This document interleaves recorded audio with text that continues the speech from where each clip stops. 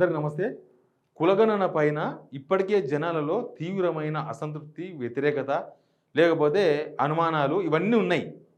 ఈ అనుమానాలను బలపరుస్తూ ఇంకా కొంత జనాలలో అసహనం. ఎందుకు జనాల్లో అసహనం పెరిగింది? ఈ కులగణన మీద అంత అసహనం ఎందుకు వచ్చింది? కులగణన ఒక్కటి కాదు. ఇప్పుడు రైతులు అసహనంతో ఎందుకున్నారు?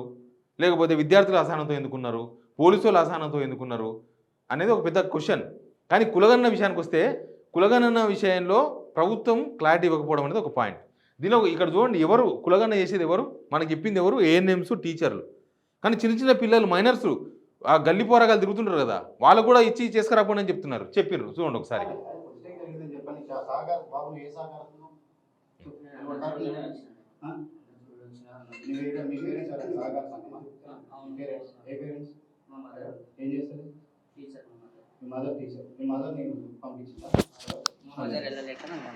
మదర్ వెళ్ళలేక నిన్ను పంపించింది సర్వే. మదర్ టీచరేనా? మీ మదర్ డీటెయిల్స్ కావాలి ఇప్పుడు. అపోలో స్కూల్ కి నడవండి, మా మదర్ ఉంటుంది. లేదు, మీ మదర్ టీచరు సహకార సంఘం అన్నారు కదా మీరు. టీచర్ ఏమంటారు? సహకార సంఘం వాళ్ళకి ఉంది అని మాట్లాడుతున్నారు. ప్రైవేట్ టీచరా? ప్రైవేట్ టీచర్కి ఉండదు కదా. అంటే మా మమ్మీకి ఒక అతను చెప్పింది చేయాలని చెప్పి. అది సంఘం ఉంటది కదా సార్ వాళ్ళది. ప్రైవేట్ టీచర్స్ కి మహిళా సంఘం ఒకటి ఉంటదా? మహిళా సంఘం ఉంటదా? మహిళా సంఘం కాదు, సహకార సంఘాలు ఉంటది అని వాళ్ళ ఆఫీసర్ చెప్తున్నారు. Okay okay. మహిళా సంఘం టీచర్స్ ఉండదు కదా. మహిళా సంఘాల్లో మా మమ్మీ ఉంటది. నువ్వు సహకార సంఘం కాదు కదా. నాదైతే కాదు, మా మదర్. ఓకేనా? అసలు ఎవరు చేస్తున్నారు కులగణన? ఇప్పటికే అంతా మన వ్యక్తిగత సమాచారం ఎందుకు ఇవ్వాలి, ఎట్లా ఇవ్వాలి అని చెప్పి జనమంతా కూడా ఒక భయంతో ఉన్నారు. ఇస్తే ఏమవుతుందో, ఇవ్వకపోతే ఏమవుతుందో, ఇవ్వకపోతే ఏమైనా కేసులు పెడతారా అయింది, ఇస్తే ఏమో ఇడిపోతుందో ఏం కథనో అని. ఈ ప్రైవేట్ టీచర్ అంట వాళ్ళ మదర్. ఏదో యూసుఫ్గూడ నుంచి వచ్చినట్టుంది ఈ వీడియో. యూసుఫ్గూడ ఇక్కడ హైదరాబాద్. వాళ్ళ మదర్ ప్రైవేట్ టీచర్ అంట. మహిళా సంఘంలో కూడా ఇచ్చారా? ఇంక దీనిలో గోప్యత ఏమున్నది, దీనిలో భద్రత ఏమున్నది, దీనికి ఎవరు గ్యారంటీ? రేవంత్ రెడ్డి గ్యారంటీయా? బట్టి విక్రమార్క గ్యారంటీయా? ఇంకెవరు గ్యారంటీ? దీనికి ఎవరు గ్యారంటీ అనుకోవాలి మనం?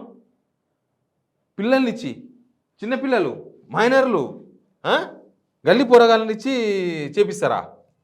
అసలు ఏం చేయదలుచుకున్నది వీళ్ళు రాష్ట్రాన్ని?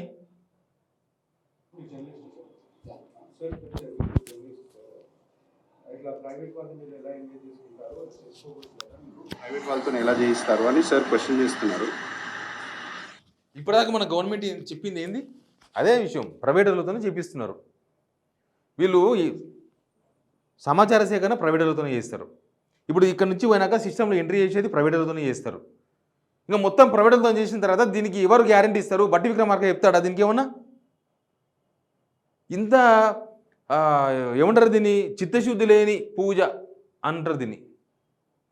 మీరు కులగణన పేరు చెప్పి అడ్డమైన 75 క్వశ్చన్స్తో పెద్ద లిస్టు 35 పేజీలు రెడీ చేసి జనాల మీదకి పంపి వాళ్ళ టైం అంతా ఒక్కొక్క దగ్గర ఇయనికి 40 నిమిషాలు పడుతుంది టైం. వాళ్ళ సమాచారం ఇస్తే ఇవ్వకపోయినా పంచాయతీ అవుతుంది, 40 నిమిషాలు టైం పడుతుంది ఆడ. ఒక్కొక్క టీచర్ 15 చేయాలంట. ఇంకా ఈ ప్రైవేట్ వాళ్ళని దింపారు రంగంలోకి. ఈ టీచర్లు అయితే ఆయన రూల్స్ పెడతారు, వీళ్ళకి సంఘాలు ఉంటాయి, పరిశాన్ చేస్తారు. మేము 5-6 కన్నా ఎక్కువ చేయమంటారు టీచర్లు. అంతకన్నా ఎక్కువ కావు ఇవి, అంత ఈజీగా లేదు, జనాలు అంత ఈజీగా సమాచారం చెప్తలేరు, వాళ్ళంతా నమ్ముతలేరు ప్రభుత్వాన్ని నమ్ముతలేరు. 1,00,000 పంచాయతీలు ఉన్నాయి, వాళ్ళంతా మాకు ఏమి ఇచ్చినాక మేము సమాచారం ఇవ్వాలని అడుగుతున్నారు అని టీచర్లు కొద్దిగా రివర్స్ అయ్యేసరికి ఇట్లా ప్రైవేట్గా పోరగాళ్ళు, చిన్న చిన్న పోరగాళ్ళు, స్కూల్ పోరగాళ్ళని పంపిస్తున్నారు. అని వీళ్ళకి ఎంత ఇంట్రెస్ట్ ఉన్నట్టు. అసలు కులగణన పేరు చెప్పి ఎవరిని మోసం చేస్తున్నారు? ఈడ బీసీలను మోసం చేస్తున్నారా? జనాలను మోసం చేస్తున్నారా? మొత్తం తెలంగాణను మోసం చేస్తున్నారా? ఎన్ని ప్లేసులు అవుతుందో పట్టుకునే దగ్గర దొరుకుతారు. ఏమిటో చెప్పు. ఇంట్లో లేడీస్ ఉంటారు, వాళ్ళకి ఏం అర్థమవుతుంది? ఏం అర్థం కాదు. వస్తారు, ఇట్లాంటి పోరగాళ్ళంతా వస్తారు, రాసుకొని పోతారు. ఆ పేపర్లో ఆన్నో ఈనో పడేస్తే ఏంది? నిన్న చూపించిన టిఫిన్ సెంటర్ కనిపెట్టింది ఎవరో పాపం. టిఫిన్ చేసి మర్చిపోయినట్టున్నారు. ఇంకో టిఫిన్ చేసి ఆనే పెట్టిపోయారు అది టిఫిన్ సెంటర్ కాడ. ఇంకా విచిత్రం ఏంది తెలుసా? నిన్న ఇది అయిందంట. ఇగో ఏంది ఇది?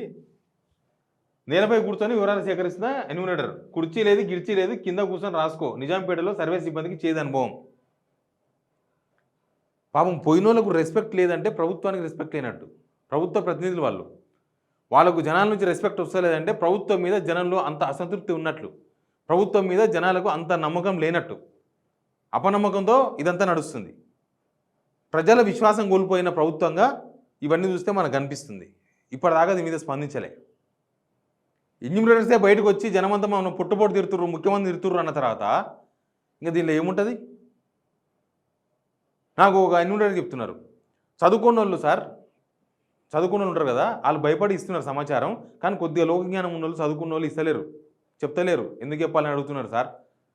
మరి ఖాళీ పేపర్ తీసుకుపోయి ఏం చేస్తారంటే పేరు రాసుకుంటున్నాం, హౌస్ నెంబర్ వేసుకుంటున్నాం, పోతున్నాం అని చెప్తున్నారు వాళ్ళు. మాది ఏం పోయింది, మమ్మల్ని ఏం చేయాలి, మేము మా కోఆర్డినేటర్కి చెప్పుకుంటాం, అవు సమాచారం ఇస్తలేరని చెప్తున్నాం. వాళ్ళు కూడా ఇదే చెప్తున్నారు, సరే వాళ్ళు ఎంత సమాచారం ఇస్తే అంత సమాచారమే తీసుకురండి. డైరెక్ట్ అడుగుతున్నారు కదా. ఇందాక చూలే, ఇప్పుడు ఎవరైనా సరే గవర్నమెంట్ మీద నమ్మకం ఉంటే లేకపోతే విశ్వాసం ఉంటే ఇట్లా అంటారా? ఈ కన్వర్జేషన్ వినండి.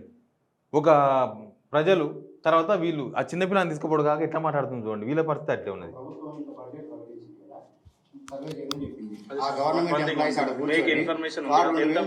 రోజు 2000 తీసుకొని 500 పిల్లగారికి సర్వే చేయమని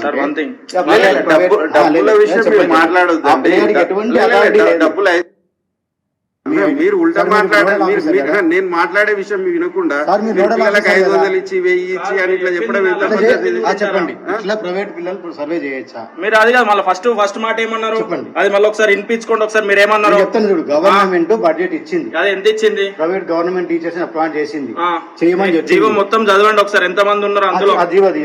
అదే మీ దగ్గర ఉంది అంటారు కదా. ఇప్పుడు మీరు చెప్పారు కదా ఇట్లా చేయొచ్చు అని. బ్రదర్ రేజ్ అవ్వద్దు, కాదు మీరు మాట్లాడేది తప్పు. సర్వే కదా సార్, ఏ విధంగా ఎవరు చేయాలి, ఎవరు వచ్చి చేయాలి? సరే ఓకే, ఆర్థిక అన్ని సర్వేలు అని చెప్పారు, పిల్లలు చేయొచ్చు అని. వాళ్ళ పిల్లలతో అంటే పిల్లలు ఎస్ఐజీ వాళ్ళు, ఎస్ఐజీ పిల్లలు సహకార సంఘం అది సమర్థింపు. ఏమంటారు అంటే ఎన్నిమంటారు, మీ ఇష్టం వచ్చిన సమాచారం ఇవ్వండి సార్, బలవంతం ఏం లేదు, మీరు ఏం చెప్తే అది రాసుకొని పోతాం. ఇంకా మరి దీని రిజల్ట్ ఫైనల్గా రిజల్ట్ ఎట్లొస్తుంది? రిజల్ట్ ఎట్లొస్తుంది? ప్రభుత్వం ఏ ఉద్దేశంతో అసలు ఈ సర్వే చేపిస్తున్నది? నిన్న ఎవరు కలెక్టర్ చెప్తున్నారు ప్రభుత్వ పథకాల కోసమే ఈ సర్వే చేస్తున్నామని. ప్రభుత్వ పథకాల కోసమే సర్వే చేస్తున్నామంటే ఈయనికినా కొయ్యనికినా? ప్రభుత్వ పథకాలు ఈయనికినా లేకపోతే ఉన్నాయి కొయ్యనికినా? ఇది కూడా ఎవరికి అర్థమైతే లేదు. అంతా గందరగోళం అయిపోయింది. ఈ సర్వే కూడా ఫెయిలే. లాస్ట్ ప్రభుత్వం అన్నీ ఫెయిలే.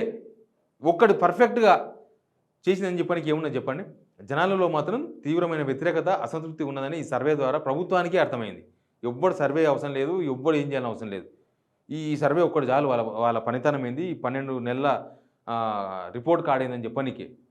కానీ ఇదేం గ్యారంటీ లేని సర్వే లాగా అయిపోయింది. ఇప్పుడు ఈ చిన్న చిన్న పిల్లలు పంపించిన తర్వాత దాని మీద ఉన్న ఇంట్రెస్ట్ కూడా పోయింది. ఇక మన సమాచారానికి భద్రత లేదు, ప్రభుత్వానికి చిత్తశుద్ధి లేదు, దానిలో బలి కావాల్సిందే మనమే. ఎందుకు బలి కావాలి? Please subscribe signal TV.